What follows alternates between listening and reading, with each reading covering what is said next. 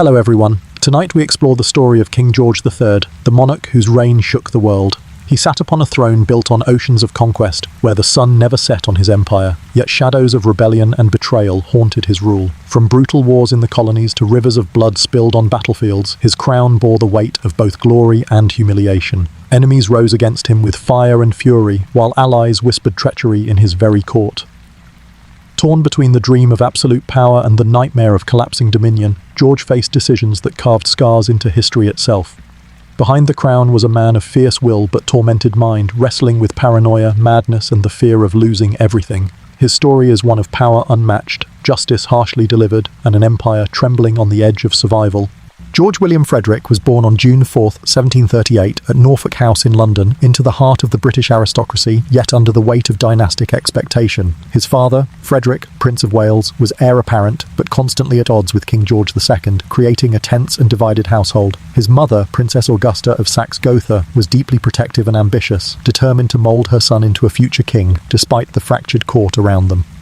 The infant George grew in a climate where affection was mixed with political calculation, and every gesture toward him carried the weight of royal succession. From the beginning, his life was entangled in the brutal game of power and inheritance, where even a child's cradle was a battlefield. George's early years were shadowed by family tragedy and public intrigue. His father died suddenly in 1751, when George was just 12, leaving the boy as heir to the throne far earlier than anyone expected. The death brought both immense sorrow and crushing responsibility, forcing him to navigate life without the guidance of a father figure. His mother, widowed and increasingly isolated within the royal court, tightened her hold on George, shielding him from influences she deemed corrupt, but also suffocating him with her expectations. This loss hardened the young prince, teaching him from an early age that survival in royalty meant enduring grief while carrying the hopes of a nation upon his shoulders. Even as a child, George was noted for his seriousness and sense of duty, traits unusual for one so young. Tutors and courtiers observed his keen mind, his quiet reserve, and the way he rarely gave in to childish frivolity. While other children played, George often sat silently, listening to conversations about politics, war, and power with wide, attentive eyes. His mother reinforced the belief that he was destined, heired for greatness, repeatedly telling him that his future lay not in indulgence, but in strength of character. These lessons sank deeply into his soul, cultivating both discipline and a rigid worldview that would later define his reign, for better and for worse. The royal household was not a place of warmth, but of constant scrutiny, and George learned to mask his emotions behind a stoic exterior. Servants, nobles, and foreign dignitaries all studied him, whispering their judgments, watching for signs of weakness or brilliance. He grew up in richly furnished rooms, surrounded by symbols of immense wealth and power, yet the atmosphere was often cold and politically charged. George's sense of isolation grew, making him both introspective and deeply cautious of trust. This early emotional distance, born from the gilded cage of royalty, would shape his relationships with family, advisors, and even the people he ruled. Despite the pressures of his station, George displayed a natural curiosity about the world around him. He loved maps, books, and instruments, and even as a boy showed interest in farming, science, and the mechanics of everyday life, passions unusual for a future king. He was fascinated by astronomy, enjoyed studying the land, and asked endless questions about how things worked. While his mother steered him toward governance and morality, George's own interests suggested a mind eager to understand the natural order of things. This blend of rigid duty and genuine curiosity planted the seeds of a king who would later be both respected for his intellect and ridiculed for his stubbornness. As George grew older, the dual forces of affection and manipulation shaped his early development. His mother's relentless guidance came not only from love, but from fear that her son would be corrupted by the same vices and political infighting that consumed his father. She shielded him from court entertainments, pleasures, and the dangerous influence of ambitious nobles, raising him in an atmosphere that valued morality, restraint, and obedience. Yet in doing so, she instilled in him a rigid seriousness that often made him appear aloof and detached from those around him. The boy who could have known laughter and play instead became the prince who embodied restraint and solemnity. The political climate of Britain during George's childhood was unstable, filled with tension between Whigs and Tories, monarch and parliament, factions and rivals. Even as a child, George was not spared spared from these battles. He was paraded before politicians, introduced at court gatherings, and carefully watched by men who speculated on the kind of king he might become. To them, George was more than a boy. He was a future weapon or liability in the ongoing struggle for power. This exposure left an impression on his young mind, teaching him that his every word, movement, and expression carried meaning beyond himself. It was a burden few could bear, but George carried it in silence. His education began early, and though not yet formalised, George absorbed lessons about kingship simply by existing within the royal circle. He listened intently to stories of his Hanoverian ancestors, who had ruled England since 1714, and learned the importance of balancing German heritage with English identity. His mother constantly reminded him of his duty to present himself as a true English king, unlike his grandfather George II, who was often accused of being more German than British. This early insistence on an Englishness gave George a sense of national identity that would later define his reign, particularly his insistence on loyalty to crown and country in times of rebellion. Despite the pressures of politics, George's natural inclinations often set him apart from his family. He was not interested in lavish entertainments, endless feasts, or reckless pleasures. Instead, he preferred quieter pursuits, sketching, reading, and long walks in gardens. Animals fascinated him, and he would spend time observing them with genuine curiosity. These gentle hobbies painted him as an unusual royal child, more suited to study and reflection than to the pomp and extravagance expected of kings. To some, this seemed admirable, proof that he might be a thoughtful ruler. To others, it suggested a lack of charisma and sociability that could make him unfit for the harsh world of politics. By the time George reached adolescence, whispers of his seriousness and discipline were already circulating in political circles. He had a reputation for honesty, for taking lessons earnestly, and for rarely indulging in childish mischief. Yet beneath the surface, George's rigid upbringing also sowed seeds of insecurity. Shielded from ordinary companionship, denied a carefree childhood, and constantly reminded of his destiny, he developed a tendency towards stubbornness and inflexibility. Once he formed an opinion, he clung to it with fierce conviction, a trait that would later serve him both as strength in leadership and as weakness in diplomacy. The boy had already begun to transform into the king he would one day become, dutiful, disciplined, and determined, yet prone to isolation and obstinacy. George's formal education began under the strict supervision of his mother, who believed that only a carefully controlled program of study could prepare him for the throne. She selected tutors who emphasized morality, duty, and discipline as much as intellectual growth. Unlike many princes who were indulged with flattery and entertainment, George was kept under a rigid schedule that left little time for play. Every morning began with lessons in scripture, history, and languages, while afternoons were devoted to sciences, mathematics, and geography. The message was clear. His destiny as king would demand not only knowledge, but also unyielding dedication to the responsibilities of rule. Languages were a central focus of his education. George mastered both English and German with remarkable fluency, reflecting his dual heritage as a Hanoverian prince. Latin and French followed, giving him the tools to engage with European politics and diplomacy. His tutors praised his linguistic abilities, noting his sharp memory and capacity for clear expression. This linguistic training was not mere academic exercise, it was a weapon for power. In a Europe defined by treaties, rivalries, and shifting alliances, a monarch who could understand and converse in multiple tongues wielded an advantage. George absorbed this lesson fully, carrying it into his reign where diplomacy often hinged on words as much as armies. But George's education was not limited to the classical or political. He developed a genuine passion for science, astronomy, and agriculture, areas of study that fascinated him far more than the glittering spectacles of court life. He spent hours examining telescopes, maps of the heavens, and the mechanics of the natural world. The young prince delighted in experiments, inquiring constantly about how things functioned and how nature could be harnessed for human use. This love of knowledge earned him the admiration of Enlightenment thinkers, who later praised him as a farmer king with an unusually practical and inquisitive mind. Unlike many rulers who cloaked themselves in luxury, George found satisfaction in study. Music and the arts also claimed a place in his interests, though more modestly. He learned to play the harpsichord and developed a taste for classical compositions, which reflected both discipline and refinement. Paintings, sculpture, and architecture intrigued him, particularly for their ability to convey national identity and cultural pride. His early appreciation for the arts would later inspire him to support institutions that promoted learning and creativity, including the Royal Academy. Yet even here, George's approach was not flamboyant. His taste leaned toward order, harmony, and simplicity, qualities that mirrored his own character and his mother's teachings about restraint. Equally important was his instruction in morality and religion, which dominated his early education. George read scripture daily, memorized passages, and absorbed sermons on kingship as divine duty. His Protestant faith was instilled not just as belief, but as political necessity, defining him as a monarch aligned with Britain's religious identity against Catholic powers. This training gave him a strong sense of righteousness and personal morality, but it also planted the seeds of inflexibility. He grew convinced that kingship was not merely a political role, but a sacred trust. Such conviction strengthened his resolve, but it also made compromise with opponents nearly impossible in later years, for to yield felt to him like betraying both God and crown. Beyond academics, George's education emphasized the formation of character through discipline and self-restraint. His tutors enforced strict schedules, requiring punctuality, precision, and respect for authority. Mistakes were corrected sharply, and laziness was not tolerated.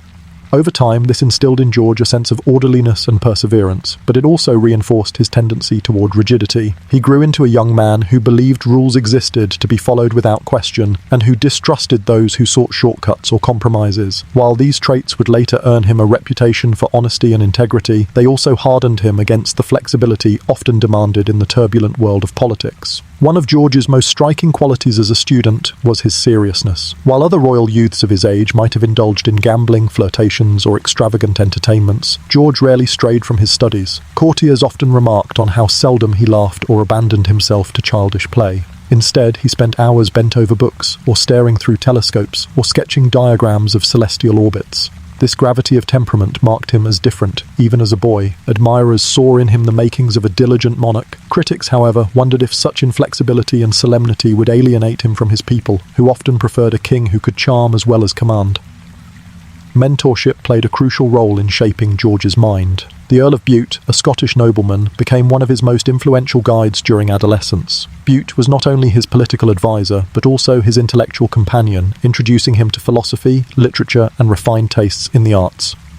Under Bute's guidance, George broadened his worldview beyond rote study and began to think more critically about governance, morality, and leadership. Their bond was so strong that it later provoked suspicion and hostility at court, with many claiming that Bute's influence over the young king was dangerous. Yet for George, Bute was more than a tutor. He was a father figure, filling the void left by his early loss. The young prince's intellectual development was matched by his growing awareness of duty. His studies in history emphasized the glories and failures of past monarchs, teaching him that a king's legacy was measured not by his pleasures, but by his ability to safeguard his nation. He read of English civil wars, of monarchs deposed or executed, and of dynasties rising and collapsing. These lessons seared themselves into George's memory, feeding his deep-seated fear of rebellion and instability. From this, he drew a conviction that his kingship must be unyielding, that weakness or compromise could destroy both his crown and his country. It was a lesson that would later drive him to clash with revolutionaries abroad. By the time George neared adulthood, the fruits of his education were evident. He was a fluent linguist, a competent musician, a curious scientist, a disciplined student, and a morally upright young man. He lacked the charisma of a natural leader, but he possessed qualities that courtiers admired: honesty, seriousness, and an unmistakable sense of responsibility. His curiosity for the natural world gave him a reputation for practicality, while his strict upbringing left him firmly convinced of his divine role as king. In the minds of his tutors and guardians, George was ready. The boy who had once been isolated and moulded by his mother's stern will was now prepared to carry the weight of an empire and to defend it with both intellect and conviction. As George entered his teenage years, the strict upbringing of his childhood began to bear visible fruit. He was no longer just a boy memorizing lessons, but a young man whose personality was shaped by discipline, loss, and relentless expectation. Those around him noted his grave expression, his thoughtful silence, and the intensity with which he observed the world. He carried himself with dignity beyond his years, as if already aware that the eyes of the empire were fixed upon him. Yet beneath the polished surface lay a growing tension. A boy who longed for independence but was bound tightly by his mother's control and the heavy chains of duty. The void left by his father's death remained a powerful force in George's adolescence.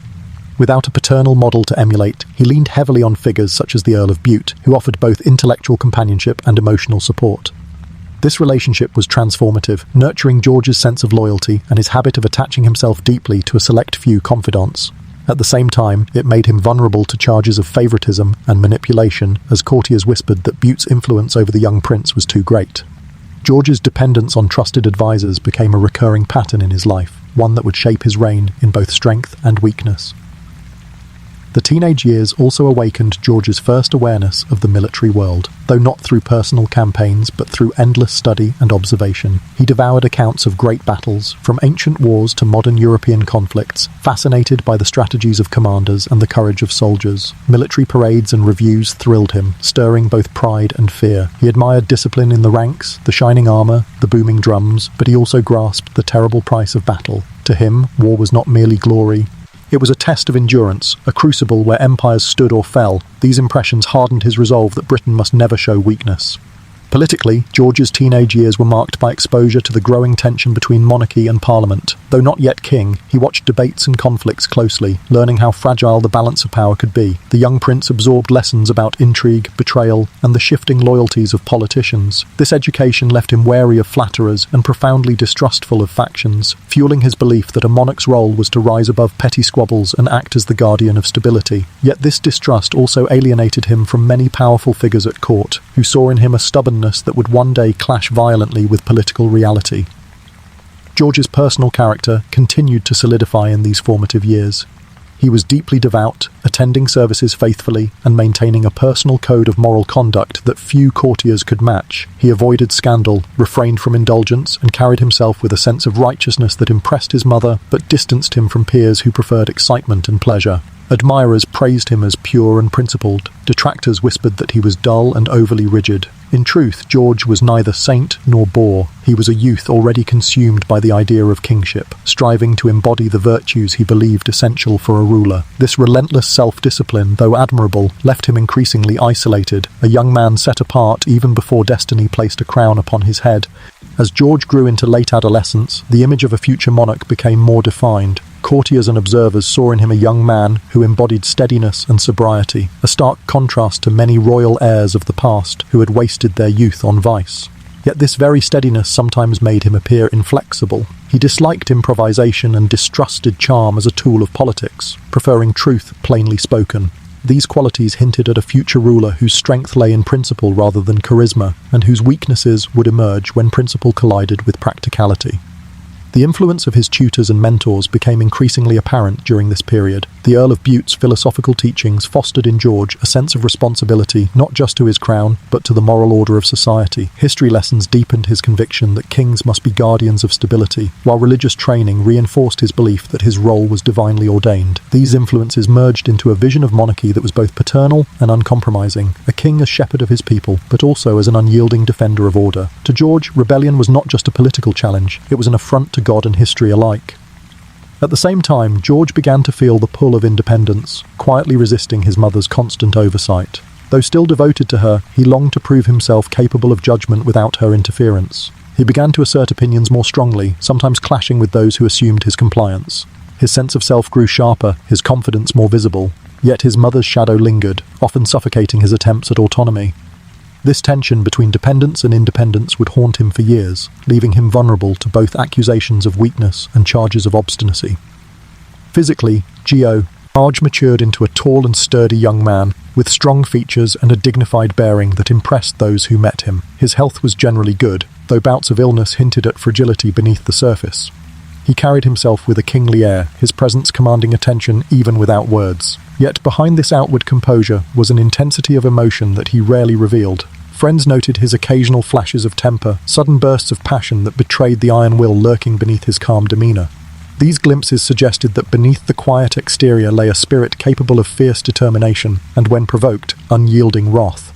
By the time George approached adulthood, his personality was largely formed, disciplined, moral, deeply dutiful, and unwavering in conviction. He was admired for his honesty, his curiosity, and his devotion to principle. But he was also feared for his rigidity, his suspicion of compromise, and his tendency to cling to trusted advisors with unbreakable loyalty. In him lay the seeds of both greatness and tragedy, a ruler who might command with strength but stumble when faced with the shifting winds of politics and rebellion. The young prince had been forged in loss, moulded by discipline, and shaped by an empire's expectations. He stood on the threshold of kingship, already marked by the qualities that would define both his triumphs and his downfalls. As George stepped into early adulthood, the weight of his destiny grew heavier with each passing year. No longer a sheltered prince, he began to move more openly within the corridors of power, where every gesture was measured, every word recorded, and every alliance scrutinized. The court watched him with relentless curiosity, eager to see whether the serious youth would become a strong and commanding leader. He carried himself with a composure beyond his age, a young man who seemed already carved into the mould of kingship. Yet beneath this calm exterior lay a restless uncertainty, an awareness that great responsibilities were approaching faster than he had anticipated. Marriage soon became one of the central issues of his adulthood. For a future monarch, choosing a wife was not merely a matter of affection, but of politics, dynasty, and international relations. Negotiations swirled around possible matches from across Europe, each proposed union carrying implications for alliances, treaties, and rivalries. George, however, approached the matter with unusual seriousness. Unlike many princes who pursued passion or beauty, he sought a partner who would embody virtue, loyalty, and stability. His moral upbringing shaped his desires, steering him away from scandalous matches and toward a union that would strengthen his role as a moral and respectable king. In 1761, George chose Princess Charlotte of Mecklenburg-Strelitz, a German princess of modest means but impeccable reputation. Their marriage was not the grandest in terms of wealth or glamour, but it was carefully chosen to avoid entangling Britain in unnecessary foreign alliances. Charlotte was intelligent, pious, and unassuming, qualities that matched George's own temperament. Their wedding, held at St. James's Palace, was a carefully orchestrated display of royal dignity, signalling to Britain and the world that George intended his reign to be defined by stability and virtue, rather than excess and intrigue. From the outset, their partnership was marked by mutual respect and shared values. The marriage proved surprisingly harmonious, even tender, given the political nature of its arrangement. George and Charlotte developed a genuine bond built on companionship, religious devotion, and shared responsibility. Together, they created a domestic environment that contrasted sharply with the scandal-ridden courts of many European monarchies. Their household became a model of restraint and morality, with Charlotte supporting her husband's interests in science, the arts, and agriculture. Unlike many kings who pursued mistresses and indulged in courtly excess, George remained devoted to his wife, a decision that enhanced his public image as a family man and moral ruler. Children soon followed, further cementing the couple's domestic image. George and Charlotte would eventually have 15 children, a staggering number, even by royal standards. Each birth strengthened the stability of the dynasty, ensuring that the Hanoverian line would remain secure. Yet this expanding family also became a burden, as the costs of raising and arranging marriages for so many royal heirs strained finances and complicated politics. Still, in the early years, the family life George built with Charlotte reinforced his identity as a king who valued loyalty, morality, and domestic order above personal indulgence. In both marriage and fatherhood, George sought to embody the virtues he believed essential for a stable monarchy. As George settled into married life, his devotion to Charlotte became a defining feature of his adulthood. Unlike many monarchs whose courts were filled with intrigue, mistresses, and scandal, George's household remained unusually clean of gossip. His faithfulness to his queen earned him admiration from moralists and religious leaders, while his enemies mocked his simplicity, calling him Farmer George for his plain tastes and domestic habits. Yet this image, far from diminishing his authority, created a sense of respect among ordinary people who saw in their king a man of principle, more concerned with duty than with pleasure. In a world where rulers were often ridiculed for vice, George stood apart as a husband committed to loyalty. The young king's family life, however, was not without strain. While George and Charlotte shared genuine affection, the demands of monarchy intruded constantly upon their domestic world. Political duties kept George from his family for long stretches, and the pressure to produce heirs weighed heavily on Charlotte, who endured pregnancy after pregnancy with little reprieve. Court life was also filled with critics who sneered at the Queen's modesty and lack of glamour. Charlotte was not the dazzling beauty many expected in a consort, and she often faced unkind remarks. Yet George defended her fiercely, valuing her steadiness and devotion over superficial qualities. Their unity in the face of criticism strengthened the bond between them. As a father, George approached his role with seriousness, determined to raise his children with discipline and morality.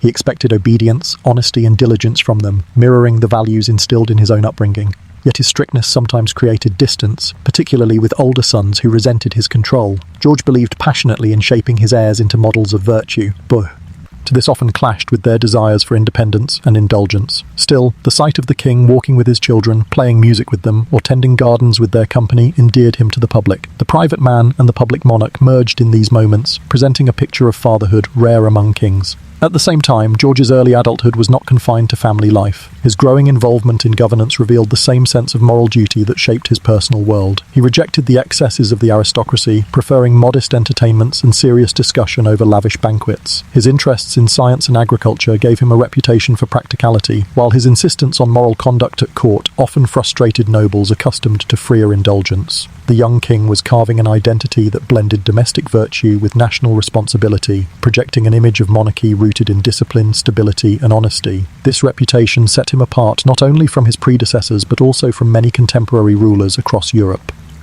By the close of his early adulthood, George had established himself as a man of character, bound to his queen, devoted to his children, and guided by his sense of duty. His marriage to Charlotte symbolized more than personal happiness. It was a deliberate choice that reflected his vision of kingship. In choosing virtue over glamour, loyalty over scandal, and family over vice, George set the tone for his reign. Yet the very qualities that defined his early adulthood, discipline, morality, and inflexibility, would also sow seeds of conflict. For as his empire stretched across oceans and his subjects demanded freedom, the king's rigid worldview would clash violently with forces far beyond his household walls. On October 25th, 1760, the young George, just 22 years old, ascended the throne upon the death of his grandfather, King George II. His coronation marked the beginning of a reign that would stretch for decades and reshape both Britain and the world. The court was stunned by the solemnity and composure of the new monarch. Unlike his Hanoverian predecessors, who were often accused of clinging to their German heritage, George declared himself born and educated in this country, determined to be seen as a truly English king. His words resonated deeply with his subjects, who longed for a monarch who embodied national identity rather than foreign detachment. The early days of George's reign were filled with both excitement and anxiety. Britain was in the midst of the 7 Years' War, a global conflict stretching from Europe to the Americas, Africa, and Asia. The young king inherited not only the crown, but also the enormous responsibility of managing a world war. He faced immediate pressure from parliament, military leaders, and foreign diplomats, all eager to test the resolve of the inexperienced monarch. Courtiers watched his every move, some doubting whether such a youthful and untested ruler could handle the immense burden of empire. Yet George projected an image of calm determination, a king ready to shoulder responsibility with dignity. Behind the scenes, however, George's inexperience made him reliant on trusted advisors, chief among them the Earl of Bute. Bute had been his mentor and confidant during youth, and now as king, George leaned heavily upon him. This dependency sparked immediate controversy, as many politicians resented Bute's influence and feared he would manipulate the young monarch for personal gain. Parliament erupted with whispers of favouritism, and pamphleteers mocked the king as a puppet of his Scottish advisor. Though George saw in Bute a Guy, Dinghand and loyal friend, the alliance would become one of the first sources of conflict in his reign, setting the stage for ongoing battles between Crown and Parliament. The coronation itself was a spectacle of tradition and symbolism. Crowds gathered in London, cheering their new sovereign as he was anointed with holy oil and crowned in Westminster Abbey. George carried himself with dignity, his youthful face calm, his words carefully chosen to emphasise duty and morality. Unlike previous monarchs, who often indulged in excess during coronation celebrations, George insisted on modesty and restraint, reinforcing his image as a king of principle. Yet beneath the ceremonial grandeur lay a growing tension, the awareness that Britain's vast empire, though seemingly invincible, was already straining under the costs of global war and political division. In these early years, George revealed both his strengths and his vulnerabilities. His sincerity, honesty, and sense of national pride endeared him to many, but his reliance on a small circle of confidants sowed seeds of distrust among political leaders. He dreamed of a monarchy that stood above factions, a crown strong enough to guide the nation without being shackled by the endless squabbles of Parliament. Yet his determination to assert royal authority would soon provoke fierce opposition. The young king's ascension was filled with hope, but already the storm clouds of conflict were gathering, promising a reign marked not by tranquility but by struggle, resistance, and upheaval. The early years of George's reign tested him with challenges that would have daunted even the most seasoned monarch. The 7 Years' War, raging across continents, demanded constant decisions on strategy, diplomacy, and finance. Victories in North America and India brought Britain immense territorial gains, yet the staggering costs of war weighed heavily on the treasury. Parliament pressed for new taxes, and ministers debated bitterly over how to manage the spoils of empire. George, inexperienced yet determined, insisted on being more than a figurehead. He attended meetings diligently, questioned ministers sharply, and made it clear that he intended to rule as an active monarch, not a passive observer. His reliance on Lord Bute, however, quickly drew fire. Bute's appointment as Prime Minister in 1762 fueled a storm of resentment in Parliament and the press. He was accused of being unqualified, of holding undue influence over the king, and of prioritising Scottish interests over English ones. Political cartoons mocked both men mercilessly, portraying George as naive and Bute as manipulative. The hostility grew so fierce that Bute eventually resigned in 1763, leaving George shaken but more determined than ever to assert his independence. The episode taught him a painful lesson. Loyalty to trusted friends could bring political disaster, yet his nature made it impossible to abandon those he trusted completely. George's first major political test came with the Treaty of Paris in 1763, which ended the 7 Years' War. Britain emerged victorious, claiming vast new territories in North America, the Caribbean, and India.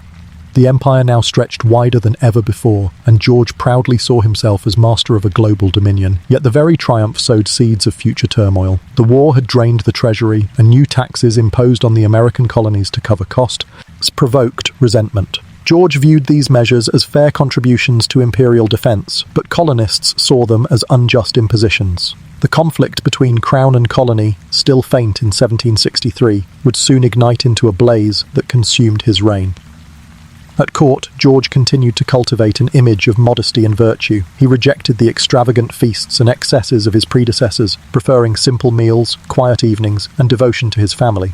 To the public, this Farmer George persona was both endearing and puzzling, a king who seemed less concerned with pomp than with duty. His interests in agriculture and science further distanced him from the intrigues of aristocrats, who mocked his plain habits but could not deny his sincerity. For ordinary subjects, George appeared more approachable than any king in living memory, a monarch who lived by principles rather than indulgence. Yet even as he won admiration from the public, George's insistence on royal authority alienated powerful politicians. He dreamed of reviving the monarchy's influence, curbing the dominance of Parliament, and guiding the nation through personal leadership. But Britain had changed since the days of absolute monarchs. Parliamentarians, emboldened by centuries of struggle, resisted fiercely any attempt to diminish their power. This clash between Crown and Parliament became the defining struggle of George's early reign. What began as youthful determination to rule with integrity soon transformed into a bitter contest of wills, a contest that would shape the destiny of Britain and its empire for generations to come. The reign of King George III unfolded in the shadow of constant conflict, for Britain was not merely a kingdom, but the heart of a sprawling empire locked in endless struggle for supremacy. War was the rhythm of his age, and George, though not a soldier himself, became a wartime king whose crown was repeatedly tested on the battlefield. His reign began with the final years of the 7 Years' War, a conflict that spanned 5 continents and determined the fate of empires. Britain, already victorious under the leadership of William Pitt the Elder, secured triumphs that reshaped the global map. Canada fell from French hands, India tilted decisively toward British control, and the seas echoed with British naval dominance. For George, this was a moment of both pride and burden. A crown expanded, but also weighed down by the cost of victory. The Treaty of Paris in 1763 officially ended the 7 Years' War and crowned Britain as the preeminent world power. Yet the peace was uneasy. France nursed its wounds with bitterness, vowing revenge, while Spain eyed Britain's expanding empire with envy. Within Britain, the cost of war left Parliament searching for revenue, leading to new taxes on both the homeland and the colonies abroad. George supported the idea that colonies should share the burden of imperial defence, a stance that seemed reasonable to him but sowed deep resentment in America. Thus, the seeds of the American Revolution were planted not in rebellion, but in the fiscal realities of war. No sooner had the ink dried on the Treaty of Paris than unrest erupted. In North America, Pontiac's War broke out in 1763 as native confederacies rose against British expansion into their lands. The rebellion shocked British leaders with its ferocity. Forts fell, settlers were slaughtered, and the frontier burned. George authorised the Royal Proclamation of 1763, halting settlement west of the Appalachians in an effort to stabilise relations. Colonists, however, saw the proclamation as an infringement on their rights to expand, deepening the rift between Crown and colony. Once again, George's desire for order collided with the restless ambitions of his subjects. Meanwhile, in Europe, George navigated the shifting alliances that defined the balance of power.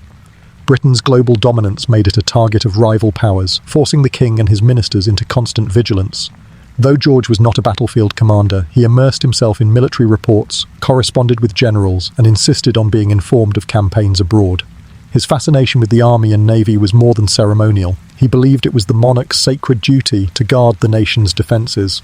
Officers admired his attention to detail, though some bristled at what they considered royal interference in professional matters. As the 1760s unfolded, Britain's global reach stretched ever wider, but so too did the strains of empire. Soldiers were garrisoned in remote corners of the world, from the Caribbean to India, each deployment draining resources and stirring resentment among colonists asked to foot the bill.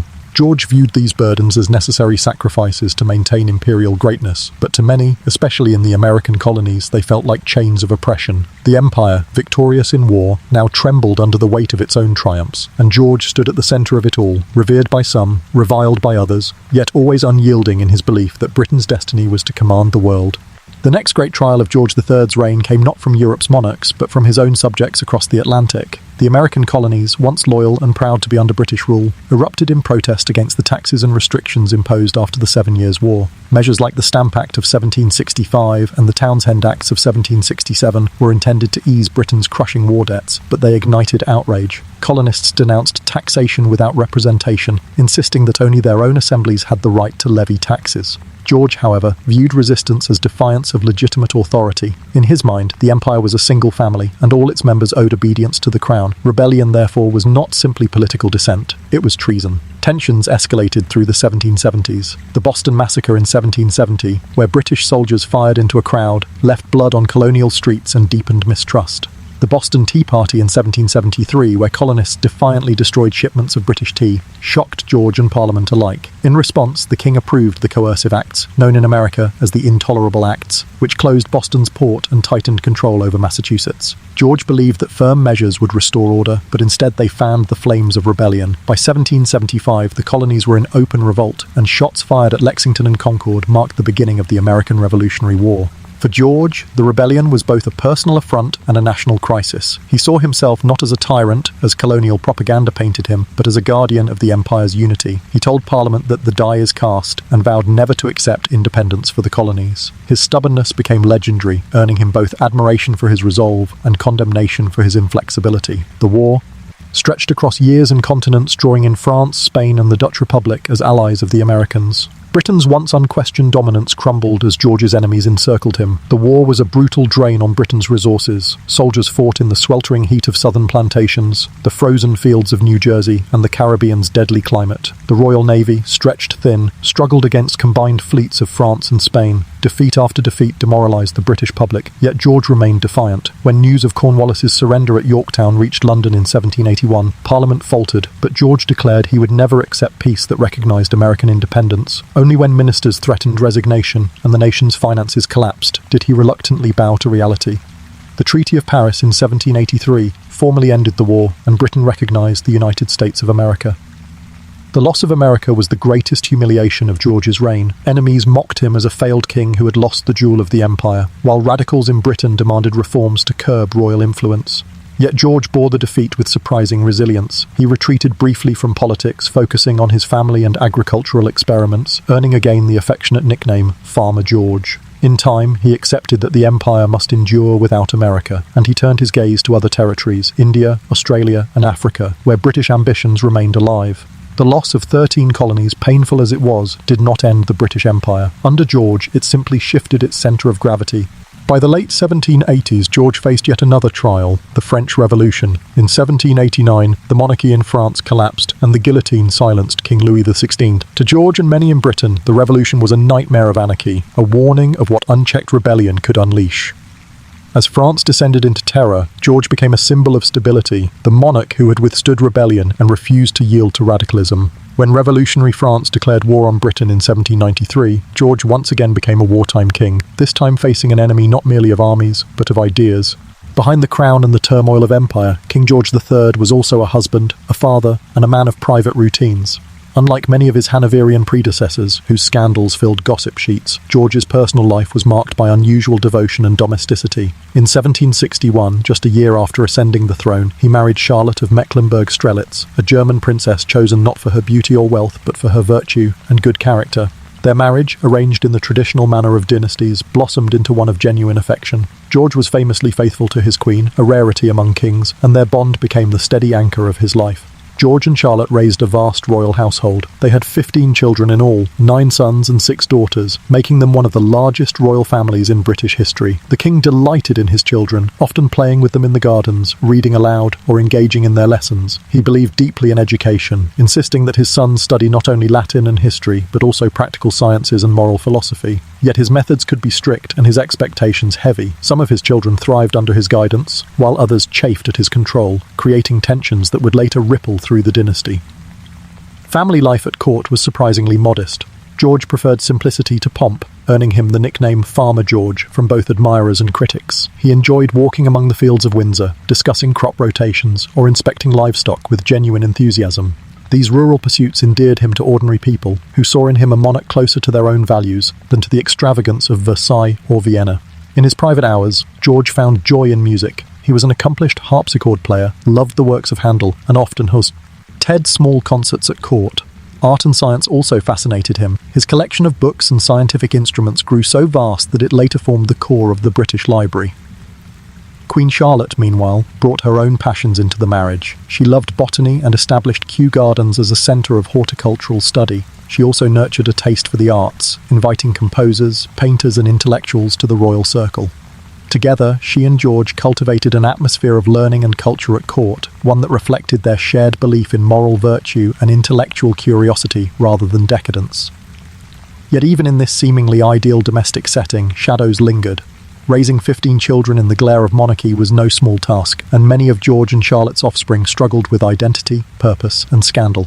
Several of the king's sons led extravagant lives, amassing debts and mistresses that contrasted sharply with their father's moral rigour. The most infamous of them, the Prince of Wales, later George IV, clashed constantly with his father, embodying the reckless indulgence that George III despised. These family conflicts, hidden behind palace walls, foreshadowed the turmoil that would consume the royal household in the years to come. As George III's reign wore on, the harmony of his family life began to fracture. The king's strict morals and sense of duty clashed with the desires and temperaments of his children, many of whom rebelled against the weight of royal expectations. While George and Queen Charlotte had sought to raise their brood with discipline, religion, and responsibility, their offspring often chose very different paths. The most troubled relationship of all was between George and his eldest son, George Augustus Frederick, the Prince of Wales. From an early age, the prince resented his father's strictness and longed for freedom. He immersed himself in the pleasures of London society, gambling, drinking, and scandalous affairs, earning a reputation as a reckless spendthrift. The king's disapproval was unrelenting. Father and son became bitter adversaries, their feud shaping much of late 18th century British politics. When whispers of the king's illness grew louder in the 1780s, the prince openly positioned himself as the future regent, delighting in the prospect of curtailing his father's authority. The younger princes followed similar paths, though few with the same extravagance. Many of them defied royal protocol by secretly marrying commoners or Catholic women, unions forbidden by the Royal Marriages Act of 1772, a law George himself had introduced to preserve dynastic control. These clandestine relationships created endless scandal, weakening public respect for the monarchy and wounding the king deeply. To George, marriage was sacred and dynastic duty paramount. To his sons, his rules felt suffocating. His daughters, by contrast, lived more restricted lives. Out of both protection and caution, George and Charlotte kept their princesses close, rarely allowing them to marry. The king's illness in later years only deepened this isolation, as Charlotte relied on her daughters to care for him and maintain the household's stability. Many of the princesses grew resentful, living into middle age unmarried, their lives bound by duty rather than personal happiness. Queen Charlotte bore the strain of these divisions heavily. Though she remained steadfast in her loyalty to George, she too was not immune to criticism. Some viewed her as cold, even severe, particularly toward her daughters. Others saw her as a woman unfairly burdened by the demands of both motherhood and monarchy, forced to hold together a fracturing family as her husband's mind unraveled. Despite these tensions, the king's love for his family never faded. Even during his bouts of illness, when madness clouded his reason, moments of clarity revealed a man who adored his wife and children. Accounts from courtiers tell of him speaking tenderly of Charlotte, calling her "my queen" with tears in his eyes, or recalling fond memories of his children at play. To the end, George clung to the belief that family was the foundation of life, even as his own splintered under the weight of scandal, politics, and misfortune. In this paradox, of a king devoted to virtue yet surrounded by familial discord, George's humanity shines through most clearly. He was not merely a ruler of empires or a symbol of stability. He was also a father grappling with rebellious children, a husband relying on his wife's endurance, and a man caught between duty and love. The The most haunting chapter of George III's life, and the one that has defined his legacy more than any battlefield or treaty, was his descent into madness. For much of his early reign, George was known for his rationality, his work ethic, and his steady devotion to duty. Yet by the mid-1780s, strange signs began to unsettle both court and country. The first whispers came in 1765, when George suffered what some describe as a mild breakdown, though he quickly recovered. It was not until 2 decades later, however, that the full extent of his affliction emerged. In 1788, the king fell into a terrifying period of illness. His speech became rapid and incoherent, tumbling forth in endless streams that sometimes lasted for hours. He raved about religious visions, rambled through nonsensical phrases, and at times shouted uncontrollably, his words carrying both majesty and madness.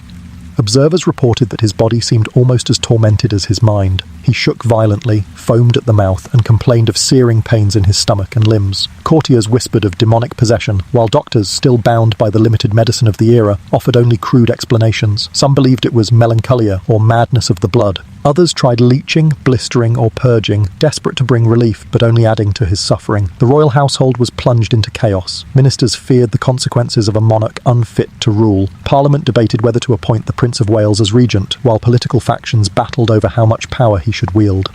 All the while, Queen Charlotte endured the strain with stoic resolve, though privately she wept as her husband, the man she had known as kind, gentle, and devoted, slipped into violent confusion before her eyes. And yet, in the midst of these torments, George experienced periods of recovery. By 1789, just as the nation prepared to accept his permanent incapacity, he suddenly improved. The king emerged coherent, clear-minded, and determined to resume his duties. The court celebrated with relief, and the people rejoiced as if their sovereign had returned from the dead. But this was only the beginning of a long and tragic cycle. The attacks would return again and again, sometimes brief, sometimes prolonged, casting a dark shadow over his later reign. Each time his lucid intervals gave hope, only for madness to reclaim him with greater force. To those around him, George became a man divided. On one side, the diligent farmer George, who loved simplicity, music, and the soil. On the other, the tormented king lost in visions, incoherence, and despair. It was a contrast that would define him not only as a ruler, but as one of history's most tragic monarchs. The relapse came with devastating force in 1801. By then, George III was already an aging monarch, weighed down by the losses of empire and the constant wars against revolutionary France. The renewed madness seemed harsher, more consuming. Reports told of the king pacing endlessly through the corridors of Windsor Castle, talking to himself, sometimes shrieking with laughter, at other times sobbing uncontrollably. Those closest to him lived in constant fear. His servants dreaded his rages, sudden outbursts where he would curse or ramble violently. He was at times restrained, a humiliation no king had ever endured. His physicians recorded every symptom obsessively, producing journals filled with disturbing accounts, the king refusing food, clawing at his clothes, or insisting he was speaking with angels and departed relatives. For Queen Charlotte, the ordeal was unbearable. Once the object of George's gentle affection, she now became the target of his delusions. During fits, he sometimes accused her of betrayal, shouting venomous words at the woman who had borne him 15 children. The Queen, once loyal and resilient, withdrew from him emotionally, overwhelmed by years of sorrow. Their marriage, once a source of stability, dissolved under the weight of his illness. The political consequences were just as grave. Ministers, courtiers, and the public all asked the same question: how could a mad king continue to rule? In 1811, after yet another catastrophic relapse, Parliament was forced to act. The Regency Act was passed, transferring royal authority to George's eldest son, the Prince of Wales. Thus, while the old king still lived, the power of the crown slipped from his grasp.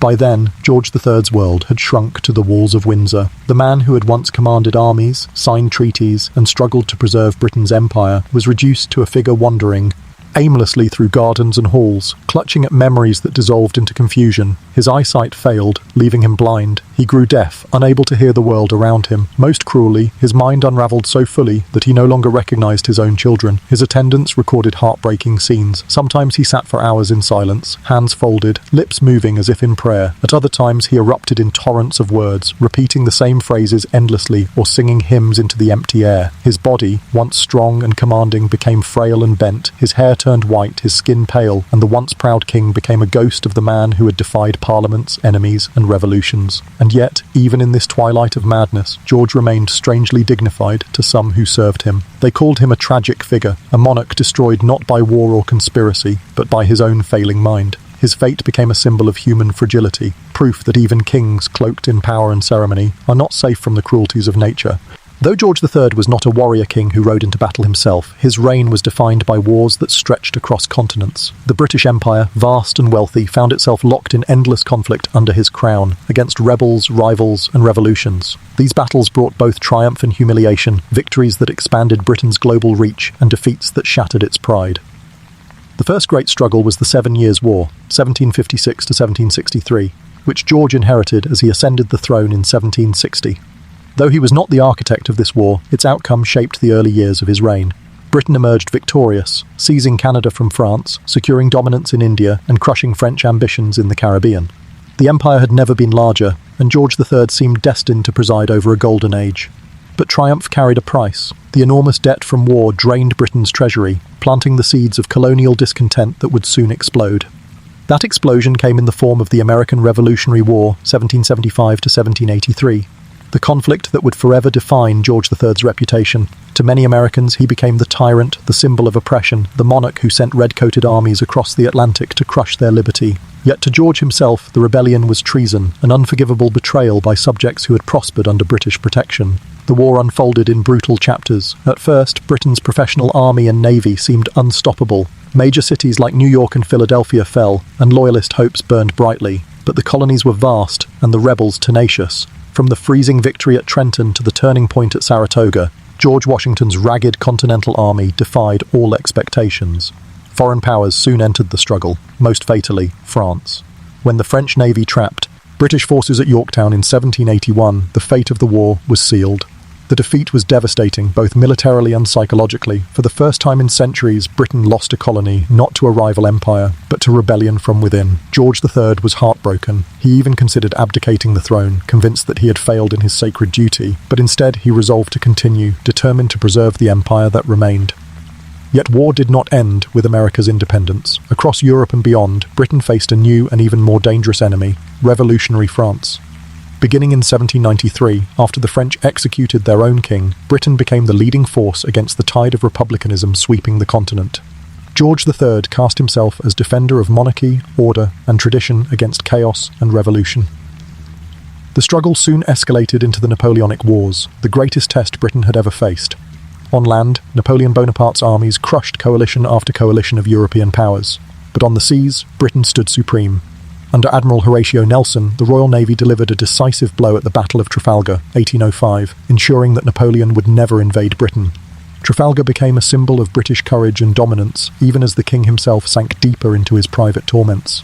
Despite naval triumphs, the wars drained the empire. Soldiers fell by the tens of thousands, taxes soared, and Britain became a nation exhausted by endless conflict. Still, George remained resolute, convinced that defeating Napoleon was a divine mission. By the end of his reign, victories at sea and alliances on land slowly ground down France. Though George would not live to see Napoleon's final defeat at Waterloo in 1815, his determination had kept Britain in the fight during its darkest years, and so the reign of George III became a peak. Radox, a story of both catastrophic loss and glorious endurance. He was the king who lost America, but also the king under whom Britain became the world's leading naval power. While America and France defined the headline struggles of George III's reign, countless other wars and uprisings shaped the fate of his empire. His rule was, in many ways, a relentless march of conflict, each battle altering Britain's global position, each defeat or victory carving into his legacy. One of the most persistent challenges came from Ireland. Centuries of resentment and repression had bred deep hostility between the Irish population and the British crown. The late 18th century brought this tension to a breaking point. Inspired by the American Revolution, and later by the French, Irish nationalists rose in the rebellion of 1798. It was a brutal conflict, marked by massacres on both sides. Britain crushed the rebellion, but the cost was immense in blood and bitterness. George's ministers realised that Ireland could not be left as it was. This led to the Act of Union, 1801, which formally merged Ireland into the United Kingdom. On paper, the king now ruled not just Britain, but a united kingdom of Great Britain and Ireland. In reality, deep divisions and resentment endured, festering long beyond his reign. Far away in India, the empire faced another test. The East India Company, acting in the name of the crown, expanded its grip over Indian territories during George's reign. The Anglo-Mysore Wars against Tipu Sultan, known as the Tiger of Mysore, were some of the fiercest battles Britain fought in Asia. Tipu, allied with the French, resisted British domination until his death in 1799 at the siege of Seringapatam. With his fall, British supremacy in southern India was cemented, yet conquest brought moral dilemmas. The empire was built not just on trade but on subjugation, and critics at home began to question the human cost of such expansion. In the Caribbean, Britain fought to defend its lucrative colonies, which were the backbone of its sugar wealth. Revo, LTS, piracy and French invasions all threatened Britain's grip. Nowhere was this more dramatically felt than in Haiti, where enslaved people rose up against French colonial rule. Though Haiti was not British, its revolution sent shockwaves through the Caribbean, terrifying British plantation owners who feared rebellion in Jamaica or Barbados. George's ministers poured soldiers into the region, trying to suppress revolts and guard against French attacks, but disease and resistance made the Caribbean one of the empire's most deadly fronts. Even at home, George faced enemies. Dissent and unrest grew as war dragged on and taxes mounted. Radical movements inspired by the French Revolution called for reform or even revolution in Britain itself. In 1819, long after George had fallen into madness, such tensions would culminate in the Peterloo Massacre, but the seeds were planted in his time. To many ordinary Britons, endless wars meant poverty, hunger and suffering. The king himself was both shielded and scarred by these conflicts. Shielded because his ministers and generals carried the burden of command. Scarred because the losses, the rebellions and the sacrifices weighed on his conscience. George saw himself as a divinely appointed guardian of his people and his empire. To lose America was agony. To see Ireland in rebellion or France in revolution felt like the collapse of the very order he had sworn to defend. And yet, when measured across the long arc of his reign, Britain did not crumble. Despite defeats and rebellions, despite the immense costs, the empire remained intact, and in many places, expanded. The wars of George's reign forged the military and naval traditions that would carry Britain into the 19th century as the most powerful global empire on earth. But the cost was terrible. Tens of thousands of soldiers dead, countless civilians caught in the fires. Of war, taxes that drained generations, and the slow, grinding madness of a king who could not bear the weight of it all. For all his public duties as king, George III was, in private, a man defined by his relationships. He was a husband, a father, a friend, and at times, a rival. To understand the man behind the crown, one must look closely at the ties of affection and conflict that bound and often tormented him. At the heart of George's personal life was his marriage to Queen Charlotte of Mecklenburg-Strelitz. Their union, arranged in 1761, blossomed into one of genuine affection, a rarity among royal marriages of the time. Unlike many monarchs, George never took a mistress, and his devotion to Charlotte was steadfast. Together, they had an astonishing 15 children, a bustling family that filled their palaces with laughter, music, and at times, bitter quarrels. Charlotte shared George's love of art, music, and science, and for years their partnership was harmonious, even tender.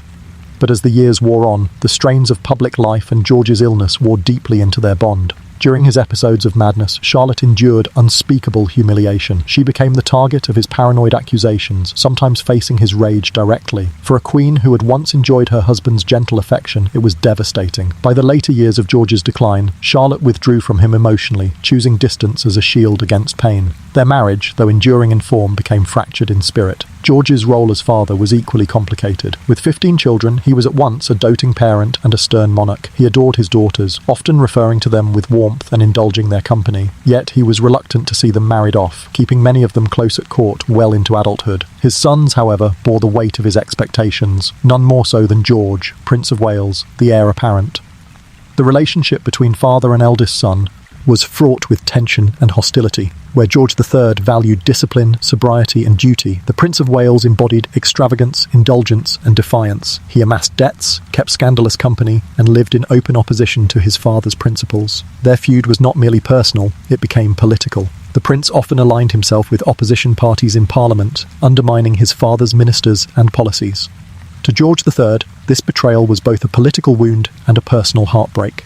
Yet George was not without loyal friends and trusted confidants. Among them was Lord North, his long-serving Prime Minister during the American Revolution. Though history remembers North as the man who lost America, George valued his loyalty and steadiness in turbulent times. The King's Circle also included musicians, artists and scientists, for George took genuine pleasure in intellectual company. He cultivated friendships with scholars and astronomers, supporting institutions such as the Royal Academy and the Royal Observatory. But for every friend, there was a rival. Chief among them was Charles James Fox, the fiery leader of the Whig opposition. Fox was everything George despised: radical, outspoken, and sympathetic to revolutionary France. Their rivalry defined much of late 18th century politics. Fox called the king a tyrant. George considered Fox a dangerous traitor to order and tradition. Their animosity was so fierce that it bled into every debate in Parliament, becoming a symbol of the deep divides in Britain itself. These relationships, intimate and adversarial, shaped George as a man and as a king. He was not isolated in a palace of glass, but surrounded by a network of affection, resentment, loyalty, and betrayal. And as his reign wore on, those ties would either sustain him or deepen his suffering. For all his public duties as king, George III was, in private, a man defined by his relationships. He was a husband, a father, a friend, and at times, a rival. To understand the man behind the crown, one must look closely at the ties of affection and conflict that bound and often tormented him.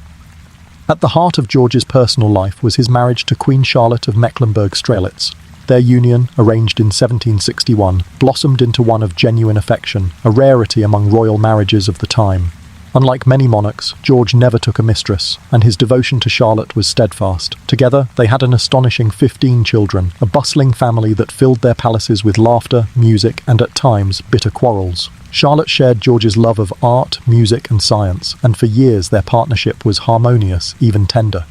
But as the years wore on, the strains of public life and George's illness wore deeply into their bond. During his episodes of madness, Charlotte endured unspeakable humiliation. She became the target of his paranoid accusations, sometimes facing his rage directly. For a queen who had once enjoyed her husband's gentle affection, it was devastating. By the later years of George's decline, Charlotte withdrew from him emotionally, choosing distance as a shield against pain. Their marriage, though enduring in form, became fractured in spirit. George's role as father was equally complicated. With 15 children, he was at once a doting parent and a stern monarch. He adored his daughters, often referring to them with warmth and indulging their company. Yet he was reluctant to see them married off, keeping many of them close at court well into adulthood. His sons, however, bore the weight of his expectations, none more so than George, Prince of Wales, the heir apparent. The relationship between father and eldest son was fraught with tension and hostility. Where George III valued discipline, sobriety, and duty, the Prince of Wales embodied extravagance, indulgence, and defiance. He amassed debts, kept scandalous company, and lived in open opposition to his father's principles. Their feud was not merely personal, it became political. The prince often aligned himself with opposition parties in Parliament, undermining his father's ministers and policies. To George III, this betrayal was both a political wound and a personal heartbreak. Yet George was not without loyal friends and trusted confidants. Among them was Lord North, his long-serving Prime Minister during the American Revolution. Though history remembers North as the man who lost America, George valued his loyalty and steadiness in turbulent times. The King's Circle also included musicians, artists, and scientists, for George took genuine pleasure in intellectual company. He cultivated friendships with scholars and astronomers, supporting institutions such as the Royal Academy and the Royal Observatory. But for every friend, there was a rival. Chief among them was Charles James Fox, the fiery leader of the Whig opposition.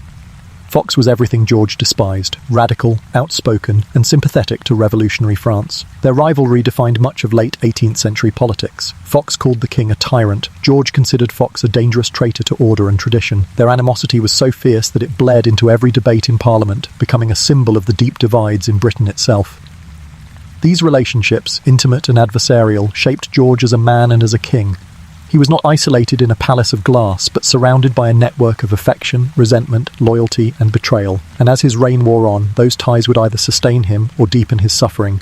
Behind the crown and ceremony, George III led a daily life that reflected his unusual mix of discipline, simplicity, and eccentricity. Unlike many monarchs of his era, who revelled in luxury and excess, George was often seen as modest in his personal tastes, so much so that critics mocked him as Farmer George. Yet this sobriquet captured an essential truth. His habits were grounded more in routine and personal interest than in pomp. George rose early, typically around 6 in the morning, and began his day with prayer. Religion was a constant anchor for him, shaping both his outlook and his habits.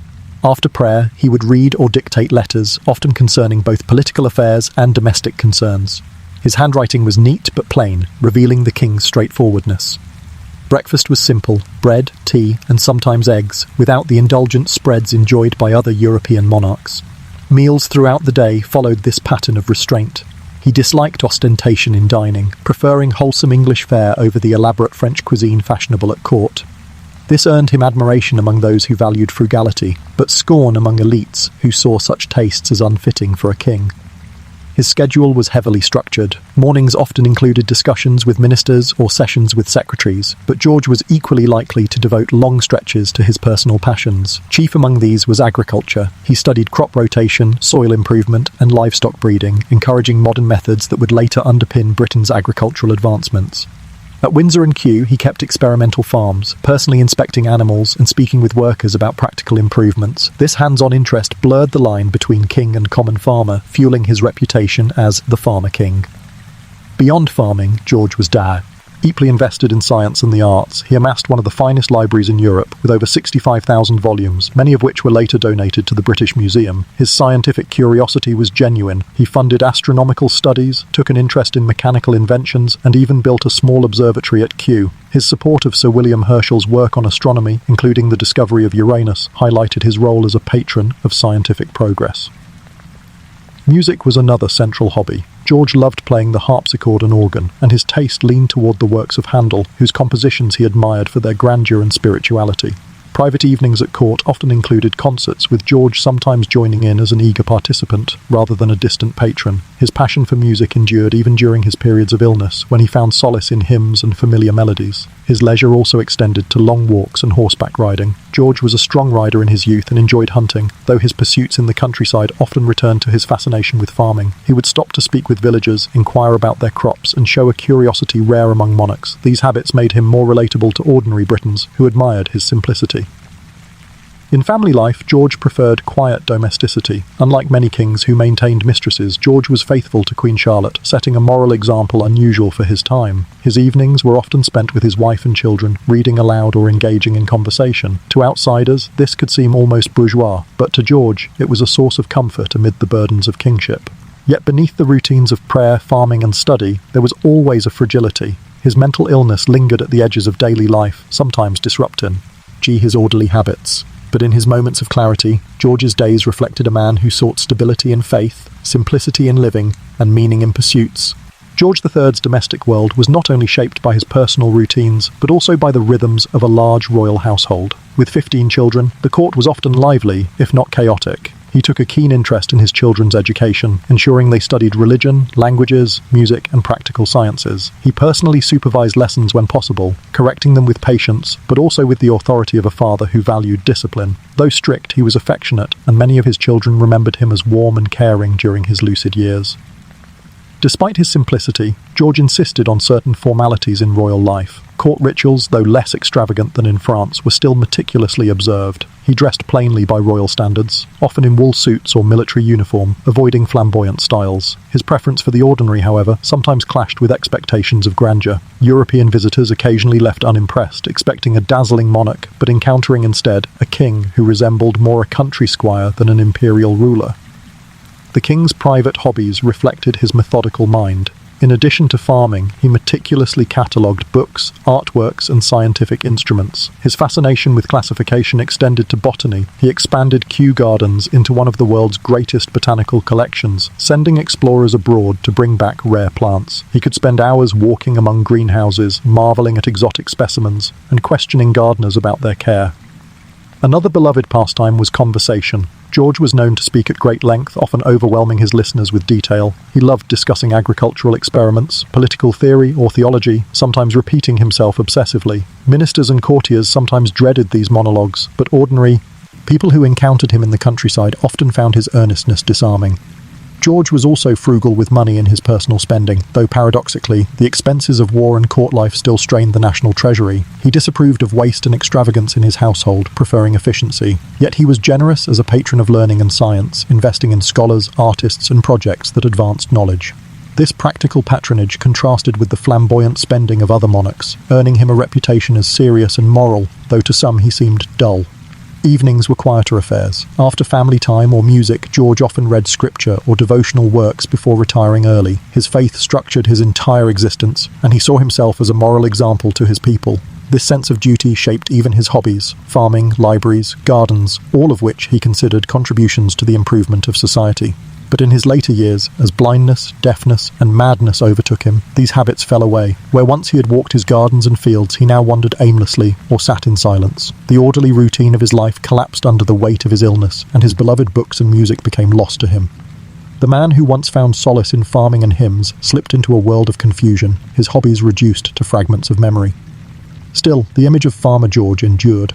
For the British people, it symbolised a king who, despite flaws and tragedies, sought a life closer to theirs than to the grand courts of Europe. His daily habits revealed a monarch both ordinary and extraordinary, a man who planted crops and read books even as he bore the crown of a vast empire. By the early 19th century, George III's reign had stretched into unprecedented length, but the man himself was increasingly absent from power. His health deteriorated steadily, his eyesight failed, his hearing weakened, and his mental illness returned with greater intensity. After the death of his beloved Queen Charlotte in 1818, he was left a widower, blind, deaf and senile, cared for in near isolation at Windsor Castle. The once vigorous king, who had walked fields and gardens with such energy, now lived in darkness, unable to read, play music, or even recognise many of his children. His court became a place of quiet melancholy, where attendants ensured his safety but could do little to restore his former lucidity. Visitors rarely saw him, and even ministers were excluded. His eldest son, the Prince of Wales, had already been made Prince Regent in 1811, effectively transferring royal power. Thus, though George lived until 1820, the last decade of his life was spent as a king in name only. Despite his tragic decline, George's reign left an indelible mark. He had been on the throne during some of Britain's most transformative years: the loss of the American colonies, the upheavals of the French Revolution, the Napoleonic Wars, and the beginnings of industrial change. His reign embodied both the vulnerabilities and resilience of Britain in an age of global conflict and transition. Critics remembered him as stubborn, narrow-minded, and often resistant to reform. His obstinacy during the American Revolution, they argued, prolonged the conflict and deepened divisions. His determination to maintain Britain's supremacy sometimes blinded him to practical compromise. His mental breakdowns became fodder for political attacks, casting him as unfit to rule. Yet others saw him differently. To many ordinary Britons, Farmer George was a symbol of stability and morality in a tumulus. Lecher's age, his devotion to domestic life and faith contrasted with the decadence of monarchs abroad. His patronage of science, libraries and agriculture helped nurture fields that shaped Britain's progress. Even as madness overshadowed his later years, he was remembered with a mix of pity and affection. In his final months, George lived entirely cut off from the outside world. He no longer recognised his surviving children, nor was he informed when they died. By January 1820, his body and mind had given out. On the 29th of that month, at Windsor Castle, he passed away at the age of 81, having reigned for nearly 60 years, the longest reign in British history until Queen Victoria. His funeral, though solemn, carried less grandeur than those of monarchs who had lived more publicly. But in his death, as in his life, George left behind contradictions, a ruler mocked yet respected, defeated yet enduring, flawed yet steadfast. His legacy would remain contested, shaped by the dual images of a tyrant who lost an empire and a simple, earnest king who loved his people, his family and his farms. The judgment of George III's reign has always been divided, shaped by both his triumphs and his failures. Historians often struggle to reconcile the image of the determined monarch who presided over victory in the Napoleonic Wars with the stubborn king who lost America. In many ways, his legacy is a study in contrasts, strength and weakness, reason and madness, dignity and tragedy. One of his most enduring legacies lies in the constitutional evolution of the monarchy. By the time of his death in 1820, the king's personal authority had been greatly diminished, and the system of government had shifted more firmly toward parliamentary control. George's incapacity during his final decade made the Regency Act of 1811 necessary, paving the way for future constitutional arrangements where the monarch was more figurehead than policymaker. This transition marked a significant step in Britain's journey toward a modern constitutional monarchy. Culturally, George III was remembered as a patron of knowledge. His library, which contained more than 65,000 volumes, was eventually donated to the British nation, forming the foundation of the King's Library at the British Museum. His investment in Kew Gardens and in scientific exploration left a living legacy that extended beyond his reign. The title Farmer George, once a term of mockery, evolved into a symbol of his practical interests and his bond with the land. Yet his reputation was also scarred by ridicule. Political cartoons of his time depicted him as foolish, obstinate, or insane. Revolutionary writers in America branded him a tyrant in the Declaration of Independence, cementing his negative image across the Atlantic. Even in Britain, the spectre of his madness haunted his reputation, raising uncomfortable questions about monarchy and mental health. Over time, however, perspective softened. Later generations viewed George III not simply as the mad king or the monarch who lost America, but as a man caught in the turbulence of history. His reign spanned nearly 6 decades, encompassing wars, revolutions, and industrial change, events larger than any single individual. He was not a visionary reformer, but neither was he the caricature of a despot. Instead, he embodied the burdens of kingship in an age of transformation. By the Victorian era, His granddaughter Queen Victoria helped reshape his memory. She emphasized his piety, morality, and devotion to family, contrasting him with the extravagance of his son, George IV. To the British people, he came to symbolize not grandeur, but earnestness, a monarch who, despite illness and loss, lived as a man of principle. Today, historians continue to debate him, but his humanity is clearer than ever. George III was not simply the king who lost America, or the sovereign who went mad. He was a ruler who loved farming more than politics, a father of 15 children, a man who sought to do his duty under immense strain, and one whose decline touched even his harshest critics with pity. His death closed an era and opened a new chapter in Britain's monarchy. The world remembered him with mixed feelings, some with relief, others with affection, many with reflection. In the end, George III's legacy was not defined solely by victory or defeat, but by endurance. His story remains a reminder of the fragility of kings, and of how history remembers not only their crowns, but also their humanity,